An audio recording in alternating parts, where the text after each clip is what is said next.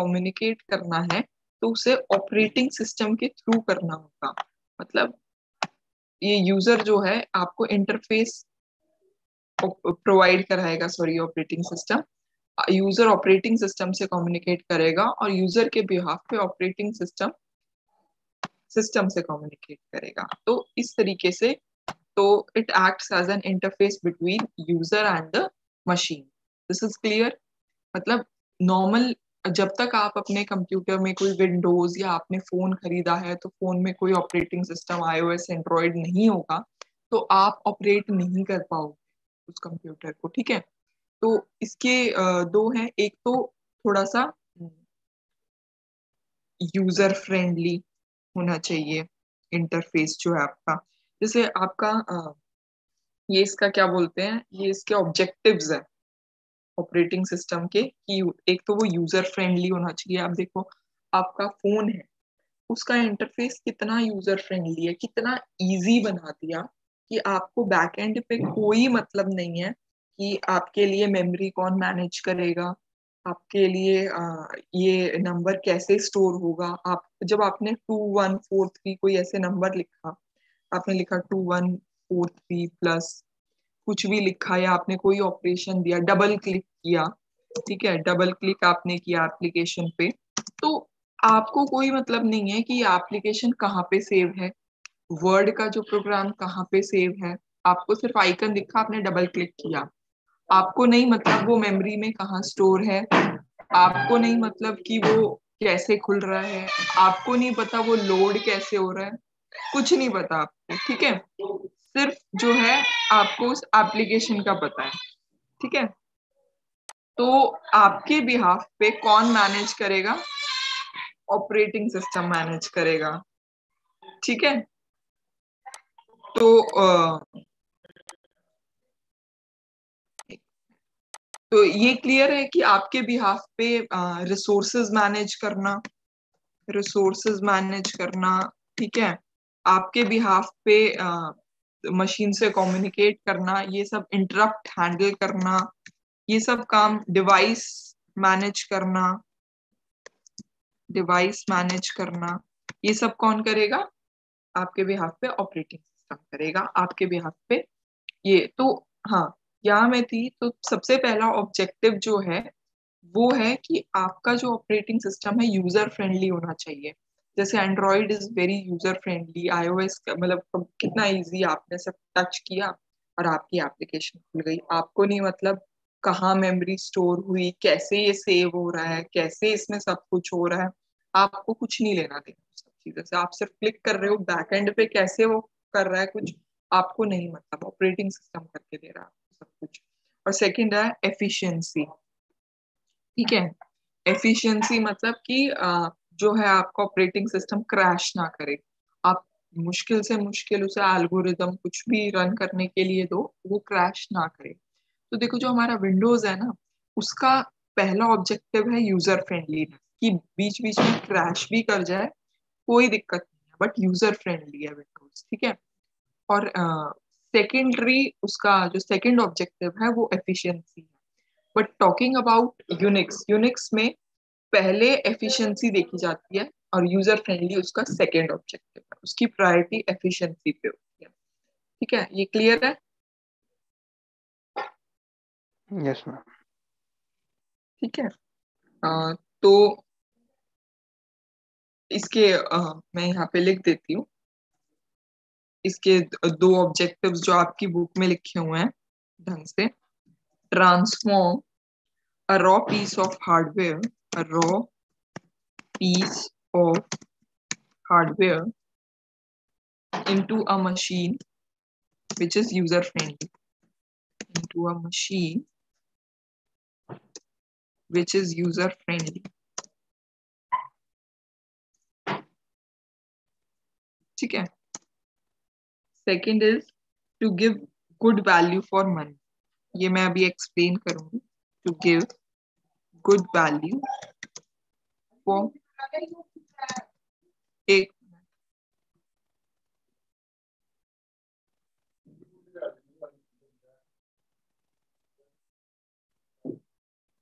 एक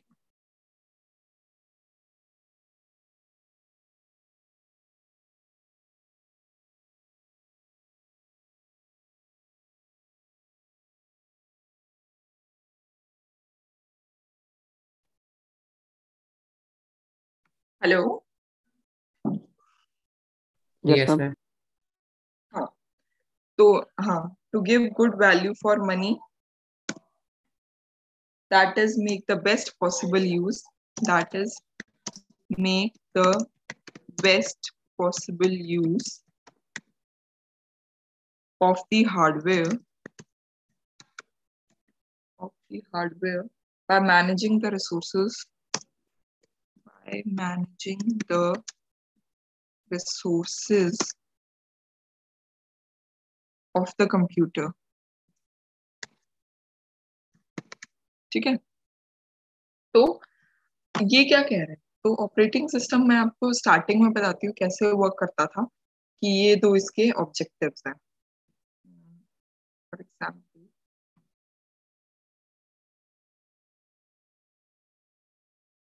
मैं एक बार न्यू फाइल खोल लेती हूँ।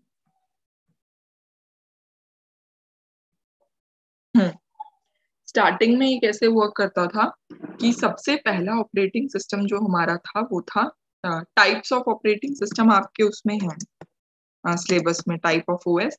तो सबसे पहला था आपका batch operating system. Batch operating system कैसे वर्क करता था, मतलब जो बिल्कुल स्टार्टिंग में था, जब बड़े बड़े कंप्यूटर्स थे, पूरे पूरे रूम जितने बड़े कंप्यूटर्स समझ लो, ठीक है। तो उसमें बैच ऑपरेटिंग सिस्टम में क्या होता, जो भी आपकी जॉब्स होती थी, लाइक आपने दो चार काम असाइन किए हुए हैं, जॉब वन कोई एप्लीकेशन ओपन करना, जॉब टू, ठीक है, किसी को मेमोरी एलोकेट करना, जॉब थ्री, ठीक है, कुछ भी इस तरीके से आपकी कंप्यूटर की जो भी आप नॉर्मल क्लिक करके कर देते हो, तो वो पहले एक बड़ा टास्क होता था। ठीक है, तो ऐसी बहुत सारी जो जॉब्स हैं सिमिलर काइंड ऑफ, तो वो उसका एक बैच बनाता था। ठीक है, एक बैच ये हो गया। अ, दूसरी जॉब्स जो भी हो आपकी, ठीक है, कुछ लिख के सेव करना है या एनीथिंग, ठीक है, जॉब फाइव उसका एक अलग बैच बना। तो इस तरीके से सिमिलर काइंड ऑफ जॉब्स जो थी वो एक बैच बनाया जाता था और उसमें वो सेंड करी जाती। ठीक है, अब आपका जो सीपीयू है, देखो सबसे पहले तो कंप्यूटर में एक ही सीपीयू होता है। जनरल कंप्यूटर्स में एक ही प्रोसेसर है, सॉरी एक ही प्रोसेसर है। तो सीपीयू एक है और सबको सीपीयू चाहिए एग्जीक्यूशन के लिए, क्योंकि सीपीयू जो है ब्रेन है कंप्यूटर का। तो जो भी आप एक्टिविटी करते हो वो सब कुछ जो है सीपीयू ही कैलकुलेट करके देता है। मॉनिटर सिर्फ उसे डिस्प्ले करता है, कीबोर्ड और माउस सिर्फ इनपुट देता है, पर काम कौन करता है, सारा सीपीयू करता है। तो सीपीयू जो है मेन है। और जब भी हम कोई प्रोग्राम एग्जीक्यूट करते हैं या कुछ भी करते हैं तो सीपीयू उसे नीडेड होता है। अब एक सीपीयू इतने सारे जॉब्स, मतलब आप क्या कर रहे हो, आप आपने एक्सेल भी चला रखा है, आपने पेंट भी खोल रखा है, आपने बैकग्राउंड में म्यूजिक भी बजा रखा है, तो वो सब कोई सब काम आपने सारी एप्लीकेशन एक साथ खोल रखी है, बट ऑल्दो आपका सीपीयू तो एक ही है। तो ये साइमल्टेनियसली हो कैसे रहा है, बताओ? इतनी सारी एप्लीकेशन एक साथ चल कैसे रही है जब आपका सीपीयू तो एक है और एक टाइम पे एक ही जॉब होगी? Any idea?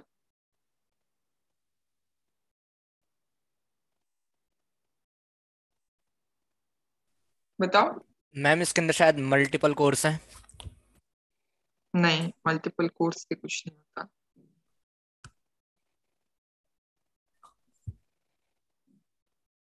हम्म।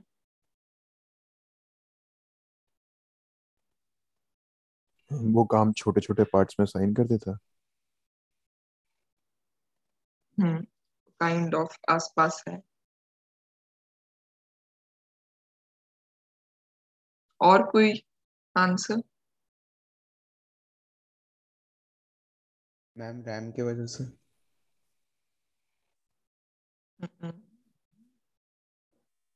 चलो मैं बता, ठीक है, क्या है, बैच ऑपरेटिंग सिस्टम से पहले ऑपरेटिंग सिस्टम में वो कैसे मल्टी प्रोग्रामिंग हो रही है वो मैं अभी बताऊंगी। कि स्टार्टिंग में क्या होता था, एक सीपीयू एक बैच को, एक जॉब को एक टाइम पे असाइन होता था। ठीक है, जब जॉब वन को असाइन हो गया तो कोई और जॉब आप एलोकेट नहीं कर सकते। मतलब स्टार्टिंग में एक टाइम पे एक ही काम चलता था। तो ये क्या करते थे, सीपीयू को एक बैच असाइन कर दिया, batch of job, suppose batch 1, ये सीपीयू को एलोकेट कर दिया। इस टाइम पे ये 3 जॉब एलोकेट हो गई और यही एग्जीक्यूट होगी टर्न बाय टर्न। मतलब होता क्या है, आपको सिर्फ ऐसा अपीयर होता है कि मेरी सारी चीजें एक साथ चल रही हैं, बट वो ऐसे करता है 2 मिली सेकेंड के लिए एक रन कर दिया, 2 मिली सेकेंड के लिए दूसरा, 2 मिली सेकेंड के लिए तीसरा। ठीक है, तो इस तरीके से वो दोबारा राउंड रॉबिन फैशन में, फिर जॉब 1 जॉब 2 जॉब 3, 2 2 मिली सेकेंड, फिर जॉब 1 जॉब 2 जॉब 3। ठीक है, या किसी भी फैशन में जॉब 3 जॉब 2 जॉब 1। तो वो आपको लगता है ऐसा है कि ये सब अलग अलग टाइम मतलब एक साथ हो रहा है, बट वो एक एक करके ही एग्जीक्यूट कर रहा है, छोटे छोटे पार्ट्स, और आपको ऐसा लग रहा है कि ये सब साइमल्टेनियसली एग्जीक्यूट हो रहा है। पर पहले क्या होता था, जॉब 1 जॉब 2 जॉब 3 है, ठीक है, तो ये एक साथ एलोकेट होंगे आपको। और जब जॉब 1 कोई इनपुट आउटपुट का फंक्शन कर रहा है, इनपुट आउटपुट का फंक्शन, सपोज इनपुट लेना है, जैसे कोई ऐसे प्रॉम्प्ट विंडो आ गई, ठीक है, उसमें आया है यहाँ पे ओके दबाओ फॉर एग्जाम्पल, या कैंसिल दबाओ, तभी आपका कुछ जो है एप्लीकेशन वर्क करेगी। तो अभी आपसे ये इनपुट मांग रहा है, ये वेट कर रहा है इतने टाइम, चाहे आप 2 मिनट में करो, 2 सेकंड में करो, कितनी देर में भी करो, तो ये इनपुट आउटपुट ऑपरेशन परफॉर्म कर रहा है। या फिर आपने कुछ लिखना है किसी उसमें, ठीक है, तो वो वेट कर रहा है कि आप लिखोगे, कोई मेल लिखने का वेट कर रहा है कि आप लिखोगे। तो इतनी देर आप लिखते हो कीबोर्ड से, जब आपने लिखा तो वो एक डिवाइस में, मतलब एक बफर में जाके जो भी लिख रहे हो वो सेव हो रहा है। तो इतनी देर में सीपीयू जो है हमारा खाली है। ठीक है, तो हम पहले क्या होता था, हम कोई और जॉब एलोकेट नहीं कर सकते। जब जॉब 1 हमारा इनपुट आउटपुट ऑपरेशन परफॉर्म करेगा तो सीपीयू खाली रहेगा, फिर जॉब 2 करेगा, सीपीयू मतलब जब जॉब 1 खत्म हो जाएगा, जॉब 2 को असाइन कर दिया, जॉब 2 कर रहे हैं जब, तो इनपुट आउटपुट ऑपरेशन भी कर रहा है, तो सीपीयू खाली है तो कोई बात, खाली रहने दो। तो इसमें जो है ना, हमारा इतना महंगा रिसोर्स जो है सीपीयू, ये ढंग से यूटिलाइज नहीं हो रहा था, ये काफी टाइम आइडल था, तो हमारे जो जॉब्स एग्जीक्यूशन है वो इतनी जल्दी नहीं होती थी। अभी फास्ट फास्ट होता है ना, उतनी जल्दी नहीं होती थी। क्यों? क्योंकि एप्लीकेशन तो वेट कर रही है इनपुट आउटपुट के लिए, और इतनी देर में हमारा सीपीयू खाली है और ये बाकी जॉब्स भी एग्जीक्यूट नहीं हो रही। तो ये एक इसका डिसएडवांटेज था, बैच बन के जाते थे और ये ऐसे होता था। अभी क्या होता है, अभी मल्टी प्रोग्रामिंग होती है। मल्टी प्रोग्रामिंग क्या होती है,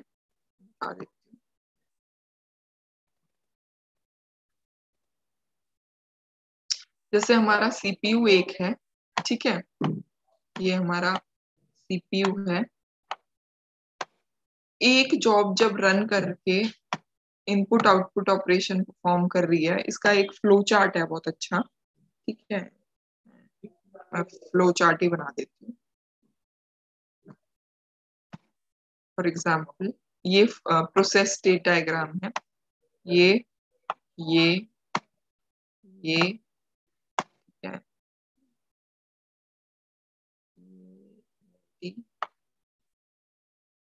ये एग्जिट, ठीक है।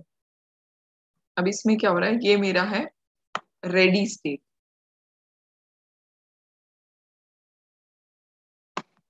यहाँ पे मेरी जो न्यू जॉब्स क्रिएट हो, ठीक है, वो आती है। यहाँ पे मेरी रन, रन मतलब कि सीपीयू है, ये सीपीयू समझ लो इसको, ठीक है। ये है मेरी टर्मिनेट या एग्जिट, जब मेरी जॉब खत्म हो गई।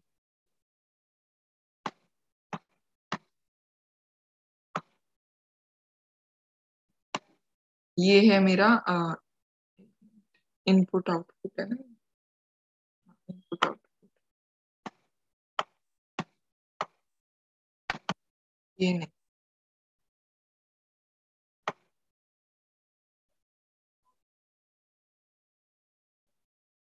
ठीक है, ये वाला नहीं।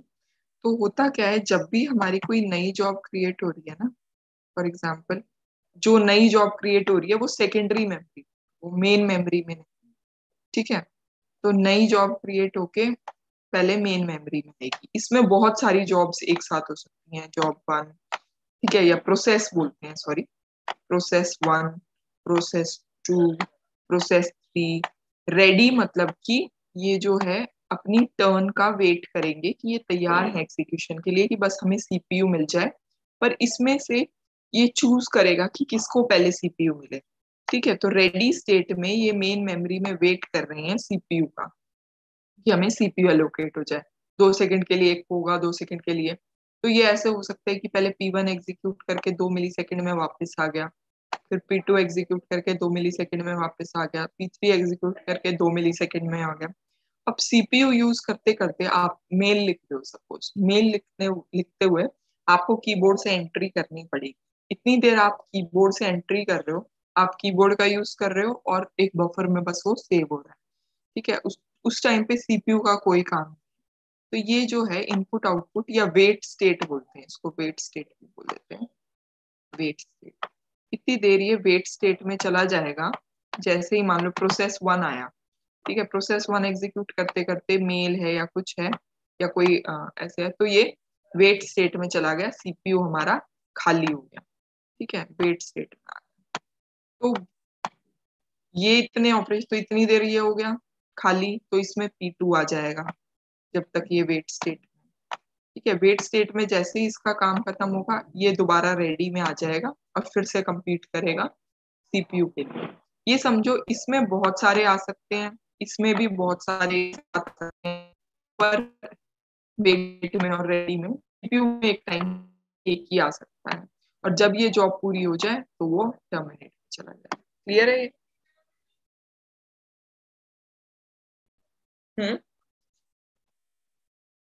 बस यस ये मैम। समझ के चलो, हमें जो सीपीयू को खाली नहीं छोड़ना पीछे, ठीक है।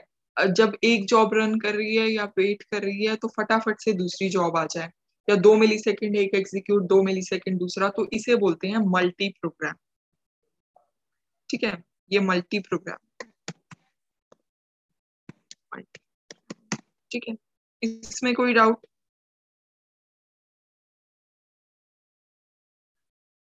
बताओ। No ma'am. No ma'am. ठीक मैम। हाँ, तो ये है हमारी मल्टी प्रोग्रामिंग। अब चलो बाकी चीजें आपको बाद में कराई जाएगी। अब मैं ना कल से शायद लीव पे जाऊं, ठीक है, लाइक फॉर 1 मंथ। तो हो सकता है कि कोई और आपको पढ़ाए, ठीक है। तो अकॉर्डिंगली आप आदित्य सर से कम्युनिकेट कर लेना। तो आई डोंट नो, शायद आपको कुछ टाइम के लिए नया टीचर असाइन हो, ठीक है। बाकी मैं पूरे नवंबर ऑलमोस्ट अवेलेबल नहीं, ठीक है। Okay ma'am. ठीक है, तो फिर ये आज के लिए इतना ही रखते हैं, ओके।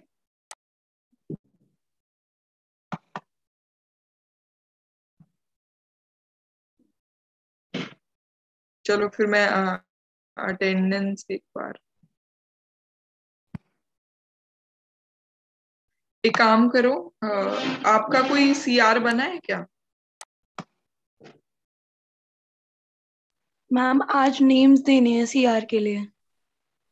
ठीक है, चलो फिर मैं ऐसे ही ले लेती हूँ।